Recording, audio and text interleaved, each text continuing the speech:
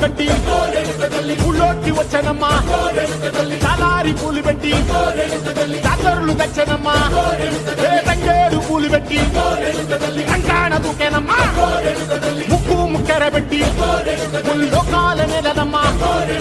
ముందార చూడంగా మున్నూరు కన్నులమ్మా వెనకాల చూడంగా ఏనూరు కన్నులమ్మా సాధు శిస్తులంతా సాగిల బట్టరమ్మా మహారాజు రాజులంతా మొగారిల్లిరమ్మా